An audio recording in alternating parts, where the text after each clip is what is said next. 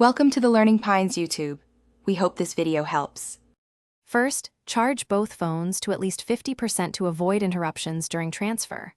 Next, connect both devices to a stable Wi-Fi network with at least 10 Mbps speed for reliable migration.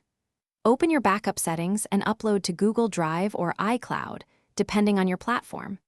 Ensure the backup size is under available storage, like 5 GB or 50 GB, depending on your account. Keep both phones near each other and unlock screens when prompted to continue. Decide whether to use cable, device-to-device, or cloud restore before you begin. Cable transfer with a USB-C to USB-C or appropriate adapter offers the fastest speeds and minimal errors. Device-to-device transfer via QR code or Bluetooth is convenient when cables are unavailable and works for small to medium data sizes. Cloud restore from Google Drive or iCloud is best when you already backed up data and have sufficient cloud storage. Choose the option that fits your time and data size needs. Start the transfer and monitor progress on both screens until the process reaches 100%. Keep both devices awake and connected to power if the transfer might take over 1 hour.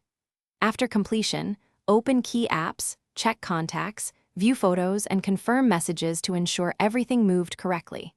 If something is missing, use your cloud backup to restore specific items or repeat the transfer for missing files.